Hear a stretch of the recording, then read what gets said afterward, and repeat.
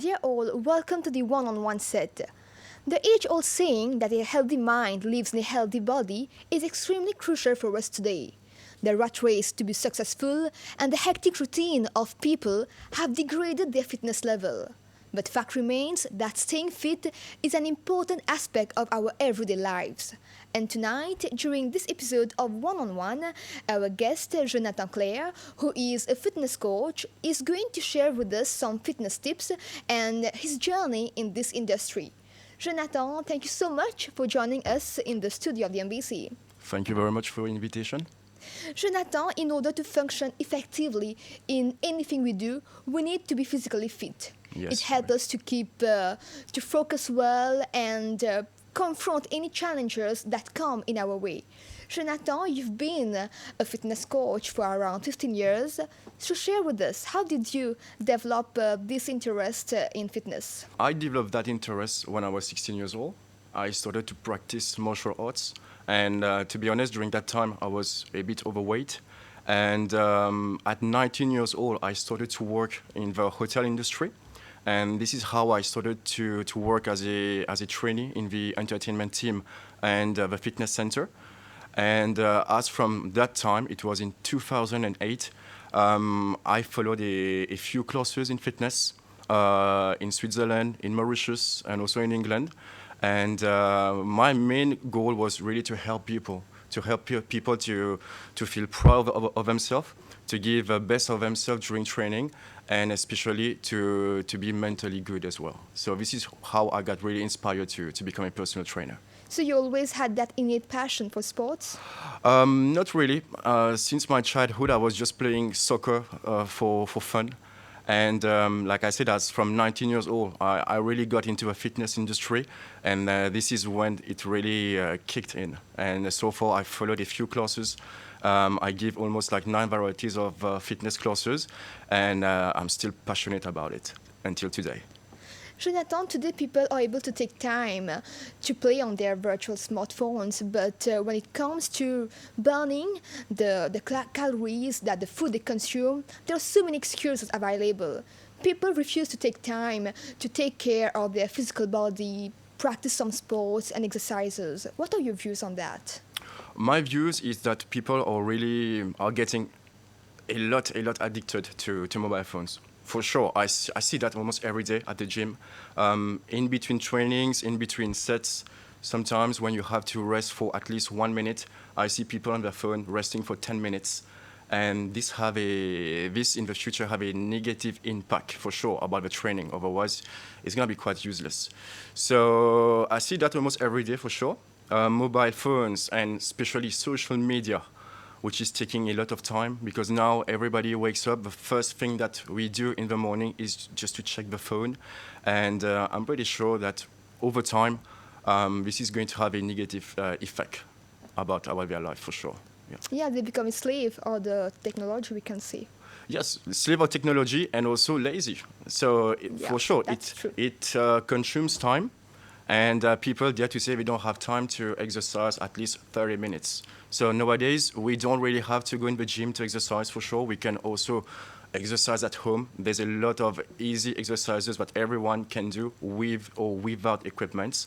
And although all these facilities now that we can do fitness almost everywhere, I still see people quite lazy for sure. Yeah. Jonathan, exercise has many benefits, like we all know, on our physical health, but it also helps a lot concerning our emotional aspect, concerning our mood. So share with us, how does exercise contribute somehow to improve our cognitive abilities and also our mental health? Yes, for sure. Sports is today a really good method of stress release, for sure. I see this every day also with my clients because nowadays people are coming to the gym not only to feel fit, to get strong, to lose weight or to gain muscle. Today they are coming to the gym to get rid of stress. Yeah. Okay, my clients tell me every day, if they don't come to the gym for 3 or 4 consecutive days, it's like they are going to have a bad week for sure. It's like they get angry for almost everything. They get irritated. So sports today now helps people to reduce stress. For sure, it's going to improve your mood. Your body is going to release serotonin and dopamine as well. And the most important thing is that sports today will help people to gain in confidence, in the self-esteem as well.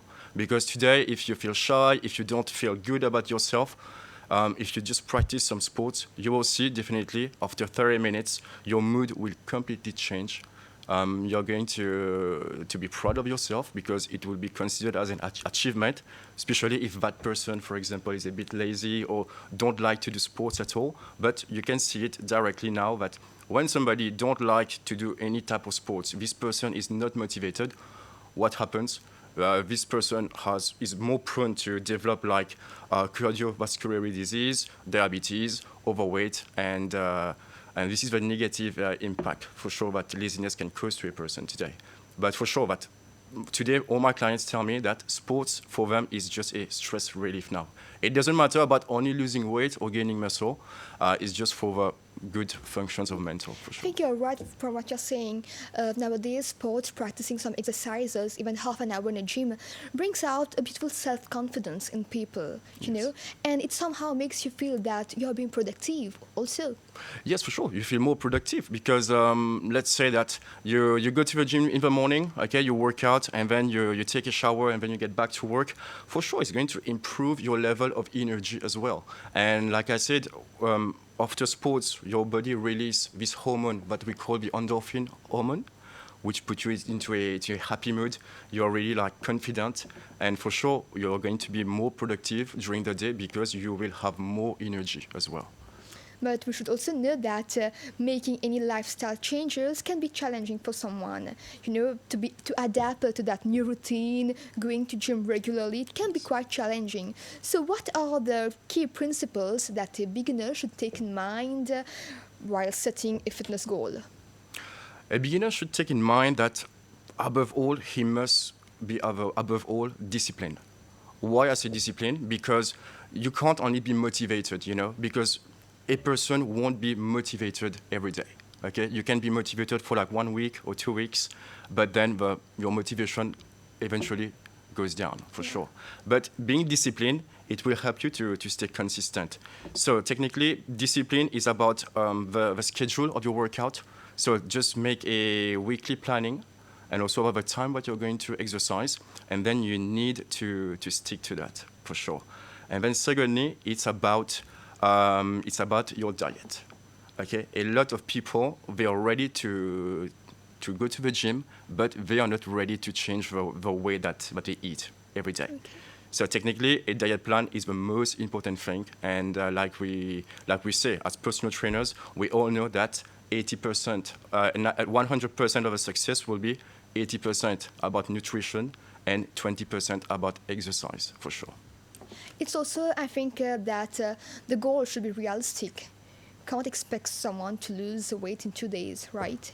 Should be very realistic when setting a goal. Yes, for sure. I experience this almost every month, for sure. Sometimes I do have new clients who come to sign up with me, and they are like, yes, coach, I want to lose this amount of weight in 2 months or 3 months because I have a wedding. But we need to be realistic, okay? If a person, for example, is overweight by 30 kilos, you won't be able to lose that in 1 month or 2 months.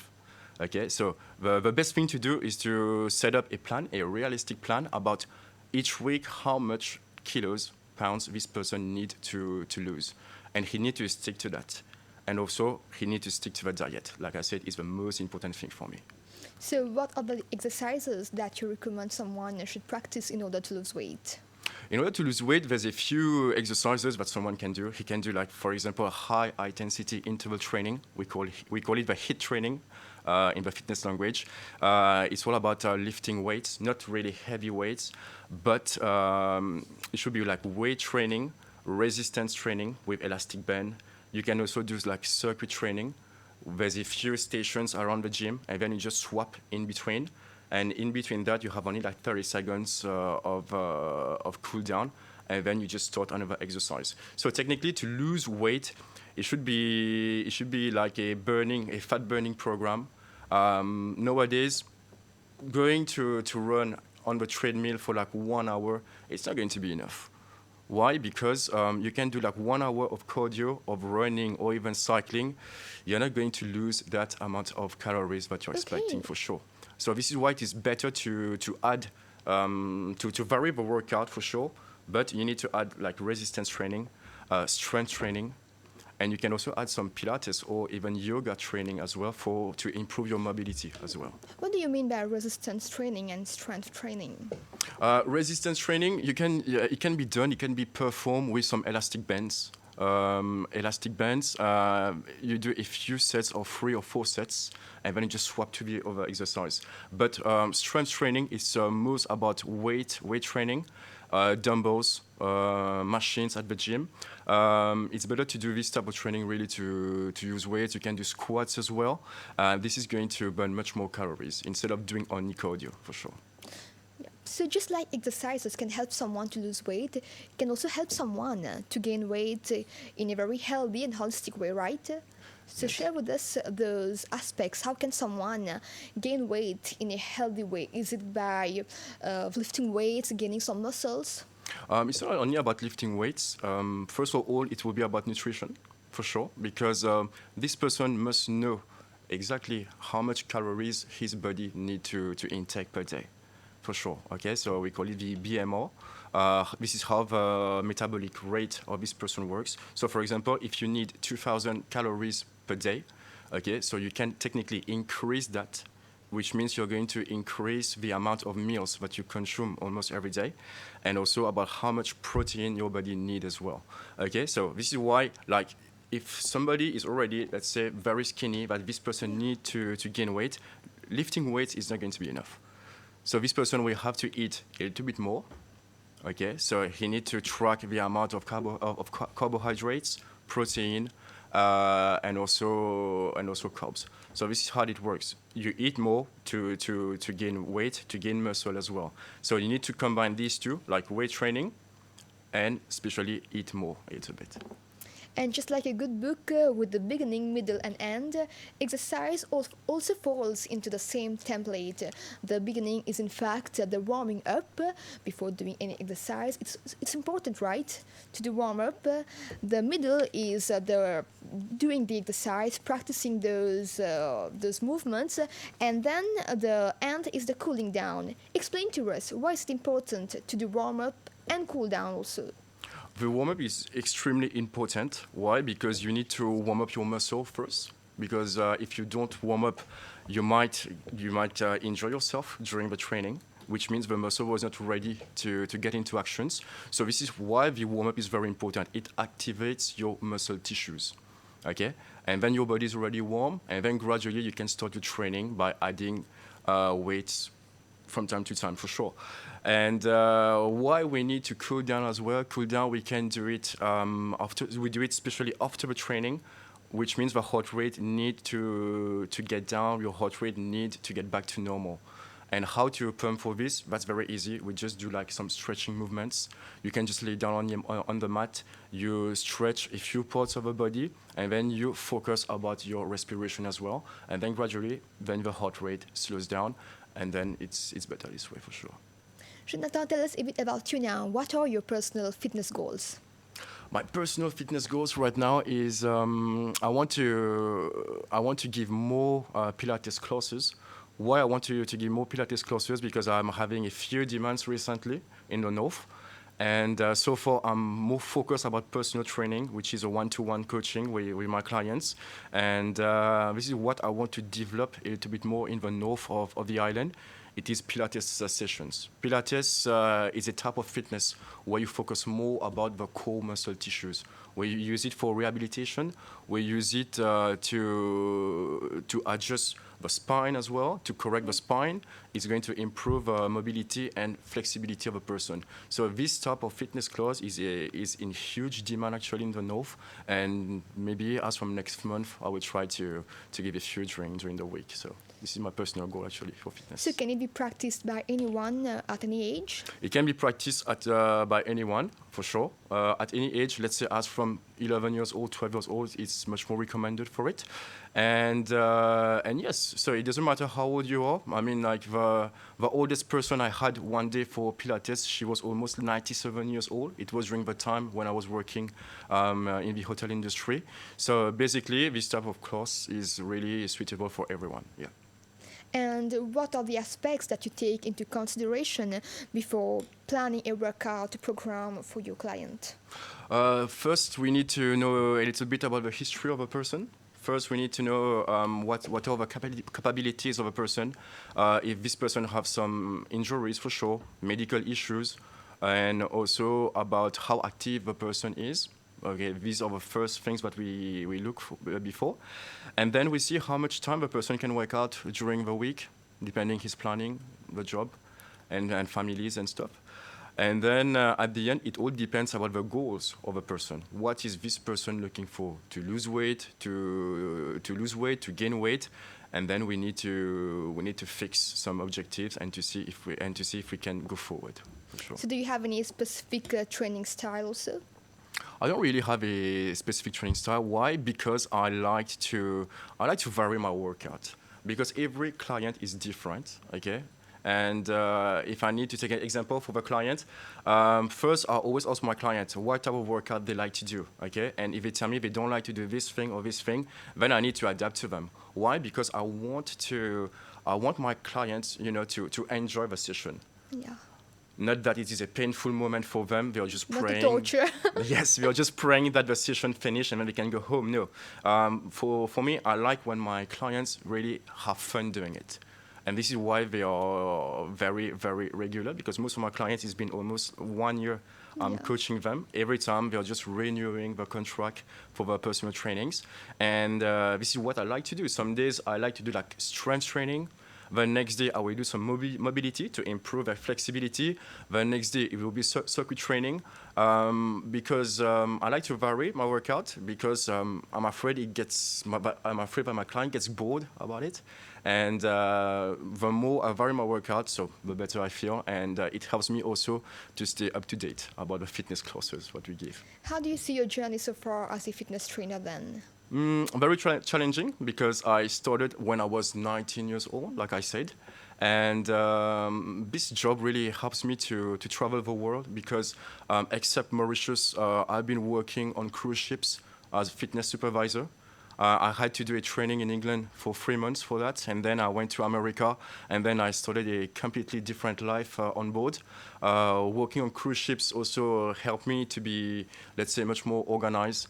I met a lot of important people who really helped me throughout my career. And when I came back to Mauritius, I saw things differently, how to improve my business, how to be a better personal training. And until now, so I'm just doing what I like to do. So when I came back to Mauritius, I was gym manager as well at the hotel. And yes, it's quite challenging, but it's definitely worth it, yeah. You've mentioned that the job of a coach is not easy, it's challenging. So what are the challenges that you've come across your way and how did you handle them? First, you need to adapt to all the type of clients that you have. Whether you're working in a private gym, you're working on board or at the hotel, you need to adapt. You need to adapt with the clients because let's say if you're giving a one-to-one coaching, it's quite easy because you know this person, you stay with this person for like 1 hour. But when you are giving a collective class, a group training class with 20, 25 person in front of you, then you need to adapt. Why? Because you have beginners, you have advanced, and you have sometimes some professional athletes as well who join into a class. And the most important thing to do is to perform a class at a level that everyone will enjoy it. If you make it too difficult, those who are advanced will like it, but the beginners are going to hate you for that, you know? So for me, I really need to adapt with the clients that I have, and for me, it has always been my biggest challenge for it. So. Yeah. You've mentioned about nutrition earlier, that it goes hand in hand with our fitness goal, right? Yes. So, what can we eat before a workout and after a workout? Before workout, it's very important to have a snack, okay? Not to have a big lunch. No, it's better to have a little snack 30 minutes prior the workout. A little snack with a good amount of protein, carbohydrates, because the amount of carbohydrates is going to provide your body glycogen that is going to be burnt during the workout, which means your energy level will increase during your sessions. And 30 minutes or even 45 minutes before the workout, it is highly recommended for sure. Yeah. So, when can we start replenishing carbs after exercise? Same thing, 30 minutes. Just after the workout, like 30 minutes, you have an interval of 30 minutes where you're going to eat first protein. Sometimes you see that people, they are having like some protein shake just right after the workout. Why it is important to eat something after the workout? Because your body is still burning, is still burning fat. Okay, it's still burning, is still producing energy. And what happens if you don't feed your body after the workout? Your body is going to burn your muscle then. If you don't feed your body with enough good fats, carbohydrates, protein after the workout, your body is going to use the muscle to burn the muscle to produce energy. And also, hydration is something very important that everyone should stay hydrated before and also after the workout. Yeah. I was coming to that. There's also that aspect of recovery in exercise. It's important to give time to your body to recover after one session. Yeah. So, muscle tissue repair and muscle building are important for recovery, right? Tell us more about it. Muscle recovery is very important because it helps you to be in a better shape for your next session. And also, it's very good to rest your muscle depending which muscle group you have been working during the session. For example, if somebody has been working, let's say, arms, okay? So technically, it's very important that this person gives at least 48 hours for the upper body to recover and to get them to be ready for the next session for upper body. And then the next day, he can do legs for sure. But why? Because your body is going to need at least 24 or 48 hours to get fully recovered. And also for recovery, we have a few types of method that we can use to recover. We can do some stretching. We can use roller foams as well. And then today, with a new technology, we also have a massage gun that we can use. And it's a good method to recover, to make the muscle rest and get ready for the next session, and also avoid injuries and cramp. Yeah. Jonathan, how do you keep track of your clients' progress, though? Every 15 days, I do a body assessment, but we call it the body composition analysis with a machine. And this machine helps me to get the BMI of a person, the fat percentage, the amount of water retention, and refer to all these informations. I do the follow-up every 15 days, where I measure the person of the scale, and I also do the body mensurations. So every 15 days, I perform this job, and it also helps me to see if my client is progressing or not, and also it encourages the client as well to see the results. So, what are your insights about the fitness industry in 2023? The fitness industry has really developed a lot, for sure. Let's say in Mauritius, I mean, I was living in France before I came back to Mauritius. The fitness industry has also developed a lot there, and thanks to social media. Why? Because today we can see everything on social media. If somebody wants to do, let's say, abs workout, he just needs to go on YouTube or Instagram or something like that, and he will get all the videos that he wants. And I can say today that there are more and more youngsters, like teenagers, who starts the gym very early. In the gym where I give my sessions every day, as from 3 o'clock, the gym is really full of teenagers. And that's a good thing because people now, they are much more aware about their health. Okay, and this is how I see it. So social media, really, it's really a good help to promote the fitness industry here. And this is how a lot of personal trainers that I know, we do our marketing via social media. and it makes us much more easy to reach. Helps you to reach a greater amount of audience, right? Today, we don't really have to make a lot of advertisement on the newspaper or whatever. You just need to have a good strategy about marketing, especially about the fitness marketing industry, and also, let's say, a good skill on social media, and then the work is done when you get your bookings like that. Yeah. Jonathan, what are your objectives now as a fitness trainer? My objectives now is to keep helping people, and let's say, finger crossed, next year I'm going to open up my own coaching studio in the north, and that's my goal. So last year I won the Fitness Influencer Award about in the fitness category, and we'll see about next year. But next year my biggest challenge now will be to have my own coaching studio. Yes, definitely. Okay, now Yeah. wish you all the best in that. But Jonathan, any advice then you would like to give to upcoming gym trainers and enthusiasts who would like to make a career in the gym industry or fitness industry, if we may say? My advice will be, let's say, for the young personal trainers who are starting into the business today, first of all, to learn as much as they can, okay? Try to do a lot of courses, be recognized for what you are doing. And because today, yes, on the market, we have a lot of personal trainers, but I know a lot who are not certified. You can't just look at YouTube and then suddenly you just proclaim yourself personal trainer. No, it doesn't work like that. First, try to study as much as you can, anatomy, physiology, try to inspire people, be a model for them, and this is how it's going to work out. But above all, these persons need to be passionate about what they are doing. There's a lot of sacrifices that they need to do to be a good personal trainer, and these sacrifices for sure takes years, and it's going to pay off for sure. Yeah. Thank you so much, Jonathan. It was such a delight to have you on the set tonight and learn Thank you. more about your fitness journey. Thank you very much. Pleasure. Dear viewers, we have now come to the end of this episode. Thank you for your time. We hope to catch you next week at the same time, same channel. Have a great evening.